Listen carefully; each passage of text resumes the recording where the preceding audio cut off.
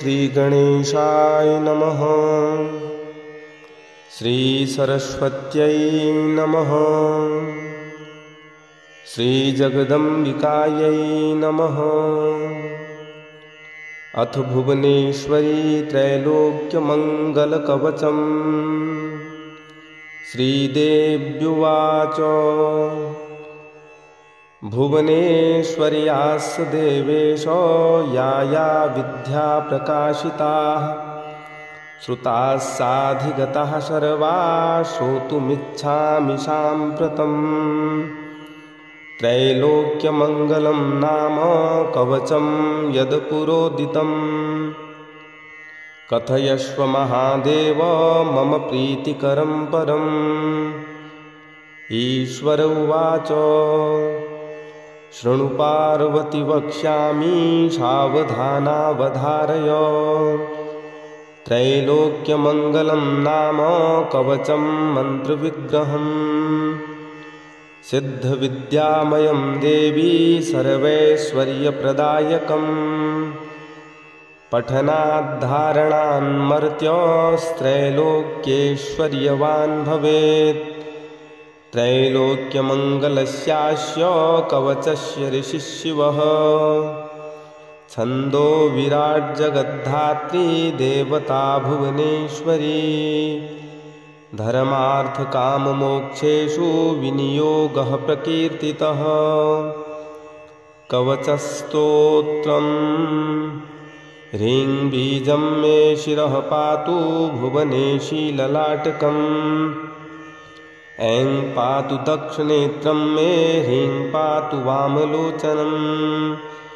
श्रीं पातु दक्षकर्णं मे श्रीवर्णात्मा महेश्वरी। वामकर्णं सदा पातु ऐं घ्राणं पातु मे सदा। ह्रीं पातु वदनं देवी ऐं पातु रसनां मम। वाक्पुटा च त्रिवर्णात्मा कण्ठं पातु पराम्बिका।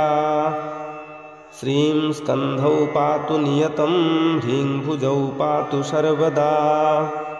क्लीं करौ त्रिपुरेशानी त्रिपुरैश्वर्यदायिनी। ॐ पातु हृदयं ह्रीं मे मध्यदेशं सदावतु। क्रूं पातु नाभिदेशं सा त्र्यक्षरी भुवनेश्वरी। सर्वबीजप्रभापृष्ठं पातु सर्ववशङ्करी।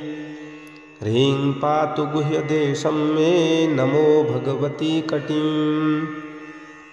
माहेश्वरी सदा पातु शक्तिनी जानुयुग्मकम्।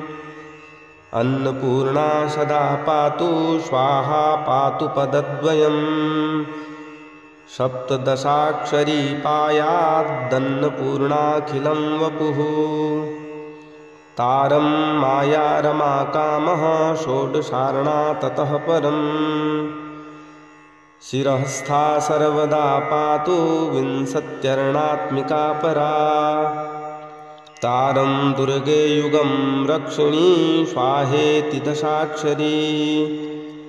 जय दुर्गा घनश्यामा पातु मां पूर्वतो मुदा।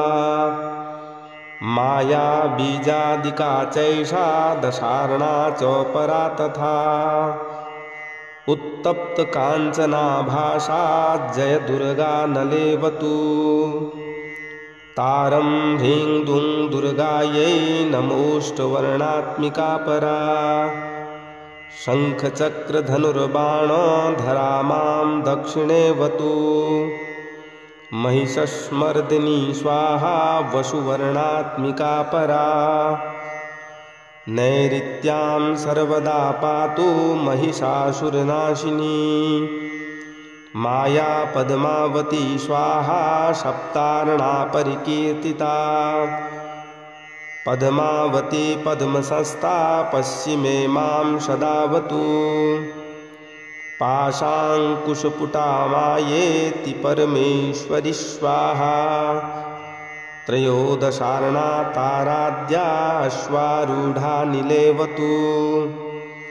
सरस्वती पंचस्वरे नित्यक्लिन्ने मदद्रवे स्वाहा चोत्यक्षरी विद्या मामुत्तरे सदावतु तारं मायातु कवचं खें रक्षेत् सततं वधू हुं क्षें ह्रीं फट् महाविद्या द्वादशार्णाखिलप्रदा त्वरिताष्टदिशि दिभिः पायात् शिवपूर्णे सदा च माम् ऐं क्लीं सौं सततं बाला मामूर्ध्वं देशतोऽवतु विन्द्वन्ता भैरवी बाला भूमौ च मां सदावतु इति ते कथितं पुण्यं त्रैलोक्यं मङ्गलं परम् सारात् सारतरं पुण्यं महाविद्यौद्यविग्रहम्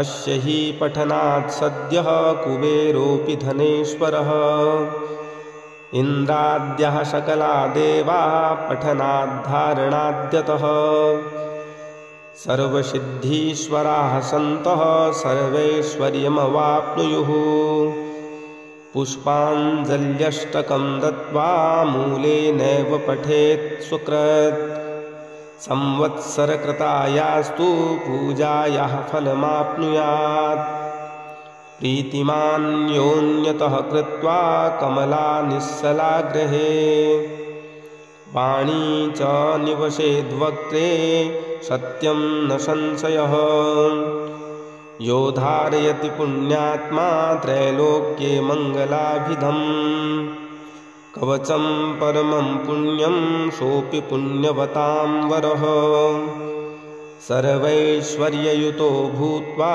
त्रैलोक्यविजयी भवेत् पुरुषो दक्षिणे बाहौ नारी वामभुजे तथा बहुपुत्रवती भूत्वा वन्ध्यापि लभते सुतम् ब्रह्मास्त्रादीनि शस्त्राणि नैव कृन्तन्ति तं जनम् एतद् कवचमज्ञात्वा यो जपेद्भुवनेश्वरीं